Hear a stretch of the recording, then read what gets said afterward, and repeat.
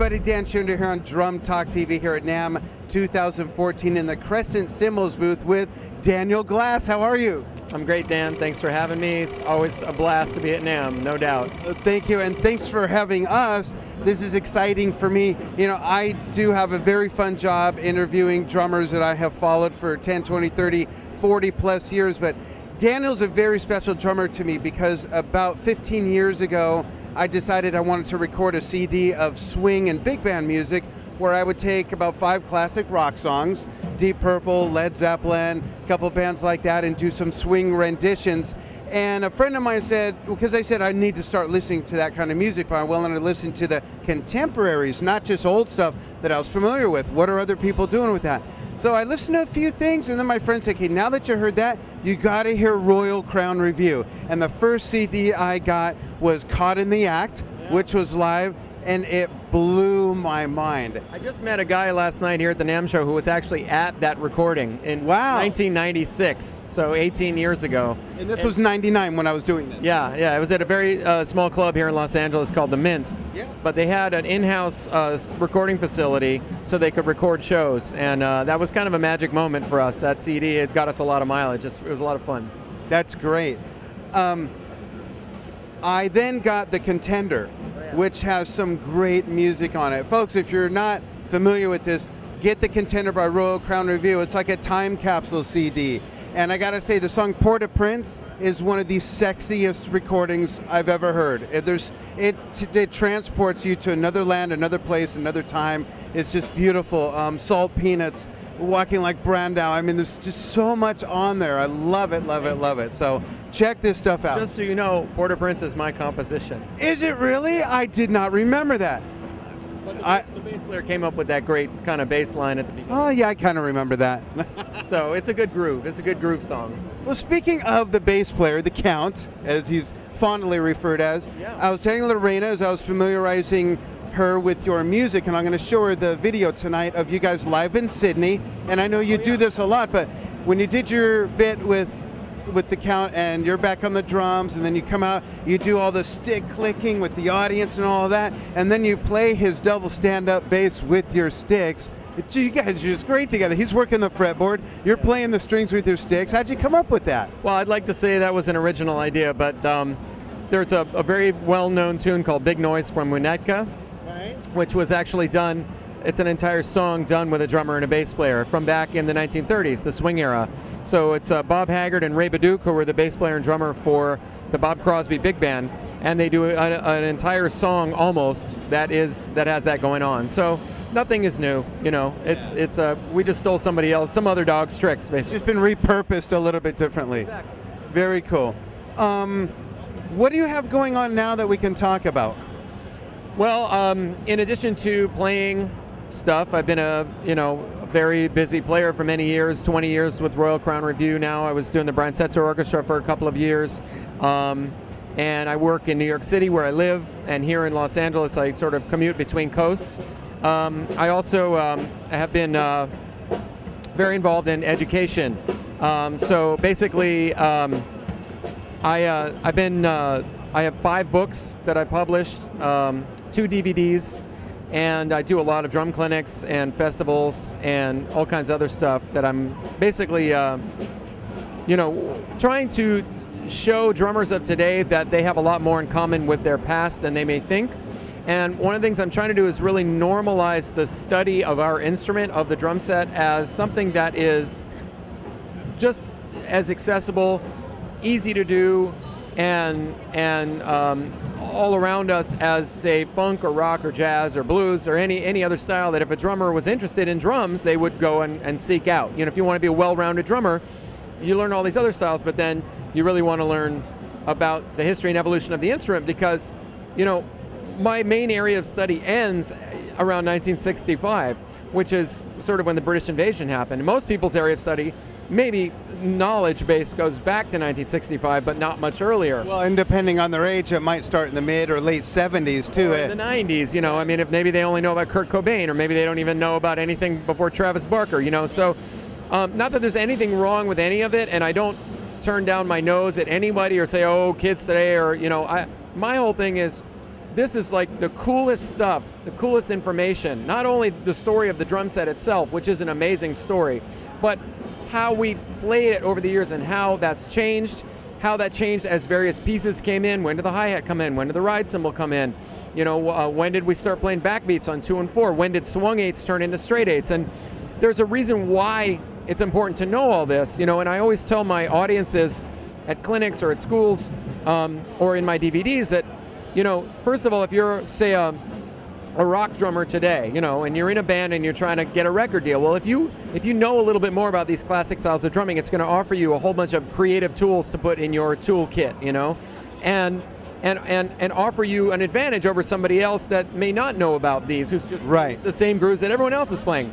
Secondly, if you're trying to make a living as a working drummer, and most working drummers, what are they doing? They're playing blues bars, classic rock clubs, they're doing weddings, they're doing corporate events, you know, but they're making a living as a drummer. And how many people would rather be making a living as a drummer even if they're not, you know, Neil Peart, you know what I'm saying? So if you know more about these classic styles, that's what's being played, you know, early rock and roll, rockabilly, rhythm and blues, swing standards, you know, blues shuffles. I mean, those things are around us all the time, and they are required for professional musicians. So if you know 15 different shuffles from 15 different regional parts of America versus your one generic da da da da da, you know, and you learn how to play it a little bit, well, you're going to be more employable. So I try to tell people, you know, hey, you know, a lot of times it's like people say, oh, you know, you should learn your history because it's good for you, and that's the surest way to turn people off. But if it's like, hey, you can make money, you can be more employable, you can be more creative, and it's just the frickin' coolest story. The story of the drum set is the most amazing story. And when people see it and they learn about it, they're knocked out and they go, wow, I didn't realize, I had no idea. You know, so it's my DVD, The Century Project, takes people on a fun journey through 100 years of drumming evolution. You know, people don't realize that the drum set isn't that old of an instrument. Right, right. When it first started, I date it sort of around 1865 because that's a time when drummers said, you know, hey, we got a bass drum and a snare drum in a marching situation. Let's figure out a way that one person could play both of them at the same time. You know, so we could save money on 2 players. We could save space, say, in an orchestra pit, you know, for a show. So around that time, 1865, is really when the drum set began, and that's when that's sort of when I start looking at it. Most people don't realize that that's when it started. So the idea is to give people perspective. Oh, that's when bebop happened. Oh, that's when rockabilly happened. Context. You got to give the music styles context. Exactly. So it's a fun journey, and it's a great. It's just, you know, I've been blown away by the reaction to the DVD because people from all walks of life, really, even people's, you know, wives and girlfriends who say you get a drum DVD and you put it on, usually your wife or girlfriend or husband or whatever runs to the other room, oh God, that drum stuff, I can't handle those drum DVDs. Well, I get emails, oh, my wife sat and watched the whole thing with me from start to finish and she was fascinated. So that to me is a sign of success. If you're making the, you know, the non-drummer in the family happy, then okay, you're telling a good story. Because it is history, and stories is really what it's all about. Everyone likes a good story, and it is a good story. That's great. Show everyone what you got in your hand before you get a paper cut. Oh yeah, right. I just released at PASIC a couple of months ago, the Progressive Art Society convention, a new poster with Vic Firth, which is called A Century of Drumming Evolution. And the poster folds out. It's very similar to, if you get my Century Project DVD, the poster sort of traces a similar path, and it has 16 panels on it, each of which has a specific date of something important that happened in the history of the drums and the drum set. The idea is this is an educational tool for teachers, for band directors, for, you know, anybody that has drummers in their population. And with Vic Firth, they have an incredible website. So what we did is we shot a little short video for each of the 16 items on the poster.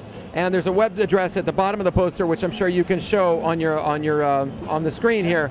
But it talks about how students can get there to the website. And so once they get there, it's a whole timeline. They can watch each video and learn a little bit more about these things. And again, it's a way for teachers to, in a very short, quick, matter-of-factly way, introduce their students to the to the history of the instrument, and again, give them perspective, you know? So it's a great teaching tool, and I really hope we can get one in every teaching studio, practice room, band room, high school, college, private, music school, everywhere. That's awesome. History can be fun if it's taught in a fun way. I didn't like history in school, honestly, because the teacher was boring. And it's, you know, when you're a kid, your attention needs to be held, but the information here, well, plus it's about something I love, it's about drums, and I know the guy who did it, but it's done very well, and it is an amazing story.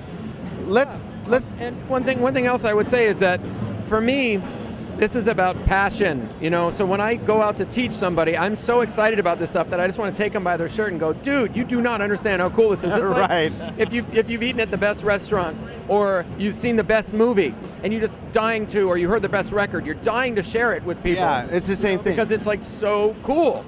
So that's always my approach, and anything that I'm involved with has that concept of passion. And I don't use the word history. Dom Famularo, when I was talking about myself, he said the word history, that's what's known as the H word. Yeah. The H word. So it has such an academic connotation too. Yeah, I mean it has a lot of baggage. So I'd prefer to use terms like evolution, the story of heritage, the story of, you know, these are words that are less baggage laden than the word history, you know. So let's talk a little bit about Crescent Cymbals. You're a Crescent Cymbal guy. Yeah, here we are at the And Crescent booth. I think that it speaks volumes that you've chosen this brand to use for music that I'll even take a little detour. That music is really a representation of a real piece of Americana. I mean, in fact, if you don't mind, let's address that real quick first. What is it about contemporary swing bands like Royal Crown Revue, Brian Setzer Orchestra, where there's such a success to that music because people love it so much? Does it have to do with history, if you don't mind me using that word, or is it that it pulls on that, it's like a time capsule music that brings back the joy of that era? What is it? Well, I think that one of the things that I try to share in the Century Project is that American pop music, whether it's ragtime or early jazz or big band or bebop or rhythm and blues or rock and roll or rap and hip hop, it's like a lot of things that are American. It takes a lot of different diverse cultural attitudes, a lot of cool ideas and repurposing of things, and reintroduces them as something that's uniquely American. And the syncopated swung feel of American music, and you could find a kind of a swung sort of feel in rock and roll and in everything else, it continues to be unique to America and attract the world's attention. And that's why America's pop music really has been the world's pop music for a very long time now. Yeah, and that's true. You could say that from the earliest jazz and ragtime all the way up to today. And the world loves American music and adopts it. So I think particularly with these classic styles, if you think about like after World War II, the Japanese were devastated. Europe was bombed to the ground. America went in with its big band and swing music and was able to revive spirits. And as a result, those musics became popular in other parts of the world. So because we have exported our pop music to the rest of the world, the whole world sort of has this nostalgia for it in its framework. You could take swing. We went to Egypt with Royal Crown Revue. In Egypt, you would think, oh, Arab country. They flipped over the swing music. They clapped on 1 and 3. Nice. That's their cultural way of appreciating it, but they went off the chain for it. And it's just, it's music that people have heard for so long. It's part of the world's cultural fabric, and I think that's why it's timeless in so many ways. And that's why it's important we keep it alive, and whether through music or through the exploration of drums. And as I was going to say, as it relates to Crescent cymbals are made in Turkey, and the tradition of Turkish cymbal making is deep, and it's part of the Century Project. One of the neat things about so many elements of the drum set, like you think about Chinese cymbals, China cymbals, or a company like Zildjian, Turkish company, or a modern company like Crescent, where the cymbals are still made in Turkey. It's immigrant stories, right? The story of the drum set is Chinese immigrants bringing wood blocks and temple blocks and tom-toms and Chinese cymbals, and Turkish immigrants bringing Zildjian style cymbals, And you know, the Ludwig family is Germany, Slingerland, German immigrants, the Rogers Company, Irish immigrants. So it's, you know, Peisti from Switzerland. I mean, it's really the story of America, and that's what I try to share in the Century Project, is how the story of the drum set reflects the story of America, because it's like an immigrant story. It's a melting pot story. It's a unique instrument. No other instrument has that story the way the drum set does. Right. We're going to go only because we're running out of power. Oh no! But we'll get together on another full-length interview. We'll sit down. I'll definitely get with Crescent Cymbals, do a whole thing on their product line. I want to thank you so much for getting together with me in person. I really appreciate it. And you got to get these DVDs. The website is right on your screen. Go there, buy it, educate yourself, share it with your friends. Don't be a dweeb. Get with it, man. Come on and check out Royal Crown Revue and check out Brian Setzer Orchestra featuring Daniel Glass. Thank you, Daniel, so much. Thanks, man. Really appreciate it.